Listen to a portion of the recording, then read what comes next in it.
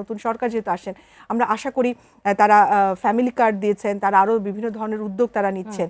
তো এইগুলো আসলে এমনভাবে যেন পরিকল্পনা করা হয় যে এই আয় বৈষম্য যেন কমে আসে, আয় বৈষম্যের ক্ষেত্রে তাদের আয়টাকে আমরা বৃদ্ধি না করতে পারি, তাহলে কিন্তু আসলে অর্থনীতির চাকা ঘুরবে না। আমরা দু ধরনের মানুষ দেখতে পাই, যারা লাখ টাকা নিয়ে আসলে বাজারে যায়, এই ঈদের সময় তারা বাজার করে, আবার এক শ্রেণী আছে যারা আসলে সাদার সাধ্যের মধ্যে আসলে কিনতে পারে না। দু ধরনের মানুষই কিন্তু অর্থনীতিতে তারা তাদের অংশ আছে। তেমনি আবার যদি বলি শহর কেন্দ্রিক কেনাকাটার একটি ধুম দেখা যায়, গ্রামীণ অর্থনীতিতেও কিন্তু আমরা দেখি এই উৎসবে টাকা আসলে এই যে বৈষম্য অনেক সময় হয়, এটি আসলে একজন অর্থনীতিবিদ হিসেবে আপনি কিভাবে আসলে বিশ্লেষণ করবেন সেটি একটু জানতে।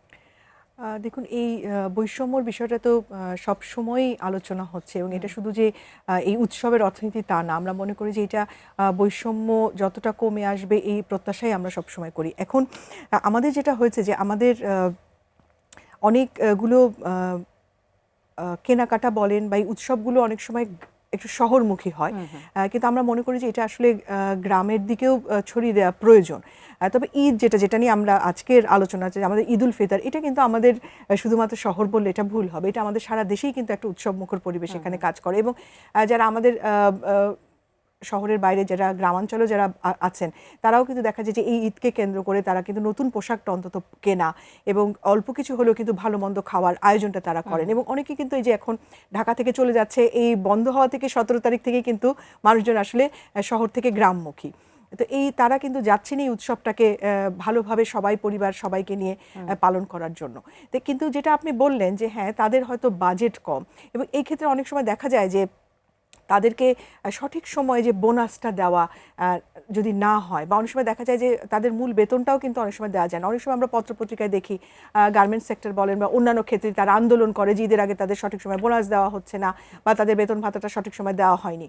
তো এইটা আসলে খুবই দুঃখজনক, কারণ একে তো তাদের আয় কম, সেই সাথে যদি এই ধরনের ঘটনা হয় তাহলে সেটা অবশ্যই তাদের জন্য এই যে পরিকল্পনা তারা করেছে সেটা তারা করতে পারে না। তা আয় বৈষম্য আসলে এভাবে একদিনে তো আসলে নিরসন করা সম্ভব না। তো আবারও বলছি যে নতুন সরকার যেহেতু আসেন আমরা আশা করি তারা ফ্যামিলি কার্ড দিয়েছেন, তারা আরও বিভিন্ন ধরনের উদ্যোগ তারা নিচ্ছেন। তো এইগুলো আসলে এমনভাবে যেন পরিকল্পনা করা হয় যে এই আয় বৈষম্য যেন কমে আসে সময়ের সাথে সাথে। এবং আমাদের যেহেতু একটা বড় ইনফর্মাল সেক্টর, হ্যাঁ, এদেরকে কিভাবে আসলে আরও কাঠামোগতভাবে এদেরকে সেই সুযোগগুলো দেওয়া যায়। এবং এই যে এসএমই আমরা বলছি, তারা তো একটা বড় অংশ এবং এবং তাদেরকে যদি আমরা আসলে তাদেরকে এম্পাওয়ার না করতে পারি এবং তাদেরকে যদি আসলে আয় বৈষম্যের ক্ষেত্রে তাদের আয়টাকে আমরা বৃদ্ধি না করতে পারি, তাহলে কিন্তু আসলে অর্থনীতির চাকা ঘুরবে না। আরেকদিক হচ্ছে যখনই কিছু আয় বাড়ে কোনোভাবে, দেখা যায় উল্টা দিকে তাদের যে আমাদের ইনফ্লেশন, আমাদের মূল্যস্ফীতি, সেটা তারা যতটুকু আয় বাড়ছে ওই ব্যয় সেই তার চেয়ে অনেক বেশি হারে বাড়ে। তো এই ক্ষেত্রে এই যে এই ভারসাম্য কীভাবে রাখা হবে, যে আয় ব্যয়ের যে তাদের হিসাব, তো এটাও আসলে সরকারের এখন দেখা প্রয়োজন। তো আপনার প্রশ্ন এটাতে যে হ্যাঁ, আমাদের এটা কখনোই কাঙ্ক্ষিত না যে কেউ একদম লক্ষ টাকা নিয়ে বাজারে যাবে, তার যা চাচ্ছে সে কিনবে, আর সেখানে আরেকজন আমার অসহায় মানুষ যে তার প্রয়োজন মতো কিনতে পারবে না। তো এইটা শুধুমাত্র আমাদের এই উৎসবের অর্থনীতিতে দিয়ে আসলে এটা সমাধান হবে না। এটার জন্য আসলে